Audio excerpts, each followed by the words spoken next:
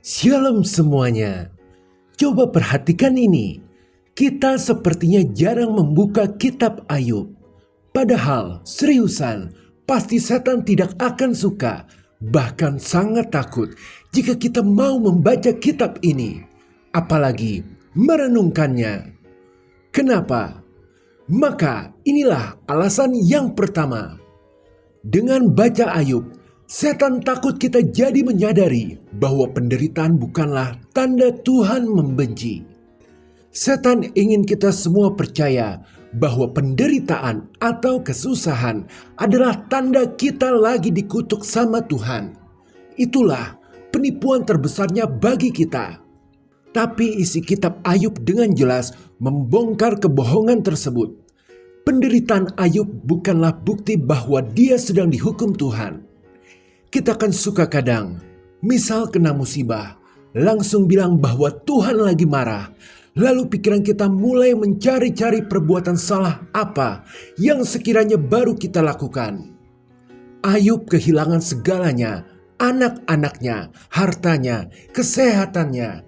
Tapi kita dapat baca bahwa itu bukan karena Tuhan membencinya ataupun karena Ayub hidup dalam dosa. Sebaliknya, coba dengarkan sendiri bagaimana Tuhan berbicara tentang Ayub. Ayub 1 ayat 8. Apakah engkau memperhatikan hambaku Ayub?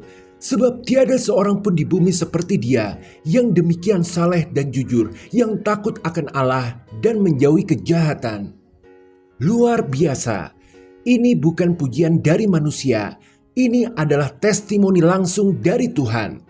Tuhan sendiri menyatakan bahwa Ayub adalah pribadi yang saleh, jujur, takut akan Allah, dan menjauhi kejahatan. Akan tetapi, justru karena kesalehannya itu, Tuhan mengizinkan Ayub mengalami penderitaan. Mengapa? Bukan karena Tuhan membenci Ayub, bukan karena Tuhan kecewa, tapi karena Tuhan ingin memurnikan. Tuhan itu sedang membentuk emas, bukan perak, apalagi keramik, tanah liat. Itulah sebabnya terkadang kita melihat orang fasik hidup tenang, sementara mereka yang berusaha hidup benar justru diuji habis-habisan. Karena kesalehan sejati itu diuji bukan di istana, tapi di padang pasir. Bukan di pesta, tapi di perapian. Dan Tuhan tahu bahwa hanya mereka yang telah Ia percayai saja yang sanggup diizinkan mengalami penderitaan untuk akhirnya bisa meraih tujuan yang kekal, yakni pemulihan total. Orang benar memang akan menderita, dan penderitaan mereka bukanlah hukuman atas dosa, melainkan sebuah cara untuk naik level, dibentuk oleh Tuhan menjadi serupa dengan gambaran Yesus. Setan takut kita tahu akan kebenaran ini karena kita tidak lagi bisa dibuat putus asa saat menghadapi penderitaan. Malah kebenaran ini akan menimbulkan harapan bahwa hidup kita yang menderita suatu saat akan dipulihkan Tuhan seperti Ayub. Yang kedua, dengan baca Ayub, setan takut kita mempelajari dialog mematikan antara Ayub dan ketiga temannya. Mengapa? Karena di dalam percakapan itu tersembunyi salah satu strategi licik iblis yang paling sering terjadi dalam kehidupan orang percaya, yaitu menyusupkan teologi yang salah melalui orang-orang terdekat yang terlihat rohani. Elifas, Bildad, dan Zofar bukanlah orang jahat dalam pandangan manusia. Mereka adalah sahabat Ayub. Mereka datang duduk bersama Ayub dalam diam selama 7 hari. Tapi setelah itu, mereka mulai berbicara. Dan saat mereka berbicara, racun rohani mulai mengalir. Kesalahan utama mereka menganggap penderitaan sama dengan hukuman dari Tuhan. Kata Elifas, ingatlah ini, siapa yang binasa dengan tidak bersalah dan di manakah orang yang jujur dipunahkan? Ayub 4 ayat 7. Dengan kata lain, Ayub, kalau kamu menderita, pasti kamu bersalah. Ini adalah teologi sebab akibat yang sederhana tapi mematikan. Orang baik diberkati, orang jahat dihukum. Dan inilah yang setan ingin Anda percaya. Padahal kitab Ayub sudah membongkar kebohongan itu secara total. Ayub menderita bukan karena ia jahat, tapi karena ia benar. Penderitaan bukan hukuman. Penderitaan adalah proses pemurnian, pembuktian, dan pendewasaan iman. Dan setan bisa memakai orang yang kelihatannya rohani sebagai alat penambah penderitaan. Lihatlah, ketiga teman Ayub sering mengucapkan kalimat-kalimat tentang Tuhan. Tapi berulang kali Tuhan menyebut mereka salah. Kamu tidak berkata benar tentang aku seperti hambaku Ayub.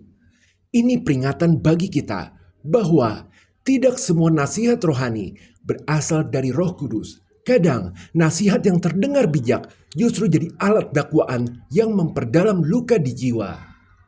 Jadi ingatlah, orang benar memang bisa menderita dan bisa pula dalam penderitaan itu mengalami dakwaan oleh orang yang terlihat benar.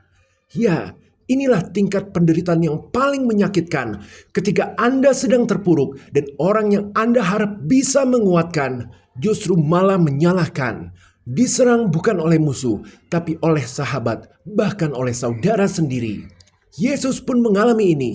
Sahabatku, untuk itukah engkau datang? Matius 26 ayat 50, kata Yesus kepada Yudas. Jadi, ketika Anda membaca kitab Ayub, setan ketakutan. Karena di kitab itu, Anda akan belajar membedakan antara suara kebenaran dan suara tuduhan yang dibungkus rohani. Anda akan belajar bahwa iman sejati tidak diukur dari kenyamanan, tapi dari keteguhan di tengah badai. Dan Anda akan mulai menyadari satu hal, serangan setan bisa datang melalui mulut yang terlihat rohani.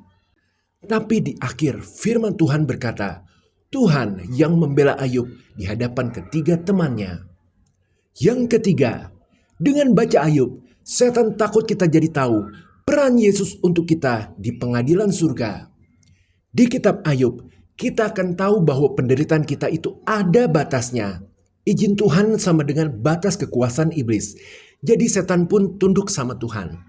Ayub 1 ayat 12. Maka firman Tuhan kepada iblis, nah segala yang dipunyainya ada dalam kuasamu. Hanya janganlah engkau mengulurkan tanganmu terhadap dirinya.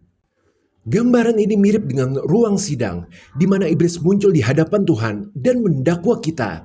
Dan kita tahu akhirnya setan kalah. Ayub tetap mempertahankan imannya, membantah dakwaan bahwa Ayub baik karena telah dikasih baik saja oleh Tuhan. Tetapi yang iblis takutkan adalah kita jadi memahami gambaran tentang karya Yesus untuk kita di dalam adegan ini. Kolose 2:15, ia telah melucuti pemerintah-pemerintah dan penguasa-penguasa dan menjadikan mereka tontonan umum dalam kemenangannya atas mereka. Saat Yesus membersihkan semua dosa kita di atas kayu salib, sesuatu terjadi pada setan.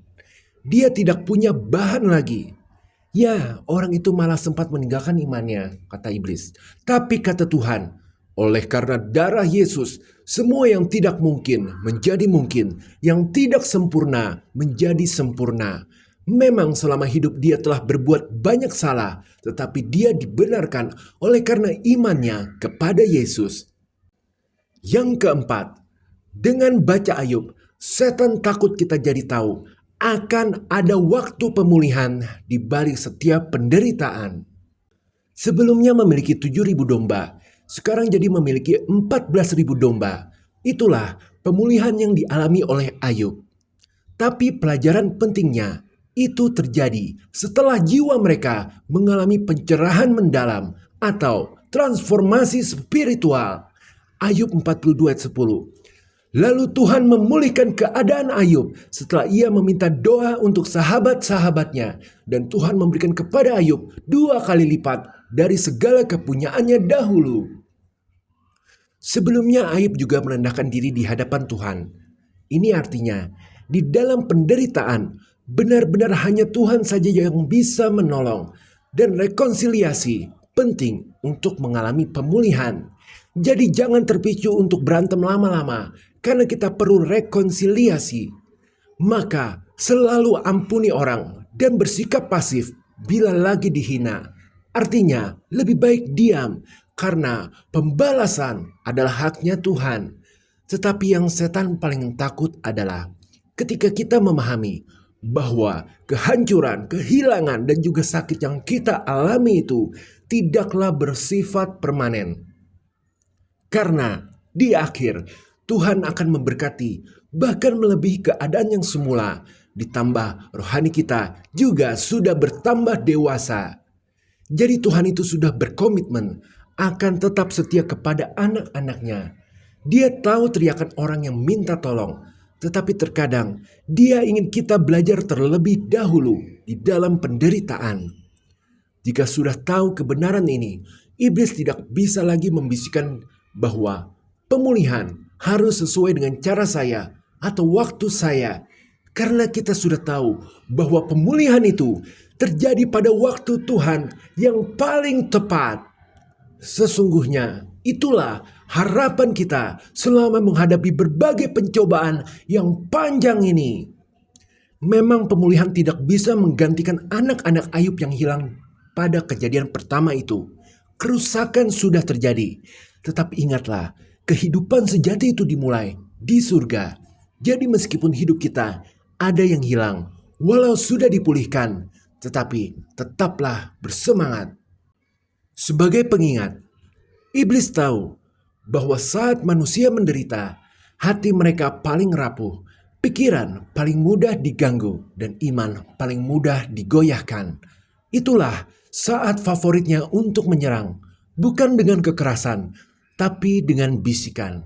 Lihat, Tuhan meninggalkanmu. Kalau Dia mengasihimu, mengapa ini terjadi? Untuk apa kau bertahan dalam iman? Ini adalah strategi iblis yang sangat ampuh, memanfaatkan penderitaan untuk mendorong kita menjauh dari Tuhan agar kita menyerah, marah, pahit, dan akhirnya memutuskan untuk berhenti percaya. Tapi di tengah strategi licik itu, Tuhan memberikan kita kitab Ayub. Bukan hanya sebagai kisah lama, tapi sebagai kebenaran yang menunjukkan bahwa penderitaan bukan tanda Tuhan membenci, melainkan bukti bahwa Tuhan sedang membentuk. Kitab Ayub adalah senjata rohani yang mematahkan kebohongan setan, yang mengajarkan bahwa kesetiaan itu bernilai kekal, dan bahwa Tuhan selalu punya akhir yang penuh pemulihan bagi mereka yang tetap percaya meski tak mengerti. Jadi ketika Anda membaca kitab Ayub, setan tahu satu hal, Anda sedang mendekat kepada terang dan menjauh dari jeratnya, dan itu membuatnya gemetar. Haleluya, amin. Jika berkenan berikan like, share, dan subscribe, serta komen. Tuhan Yesus memberkati.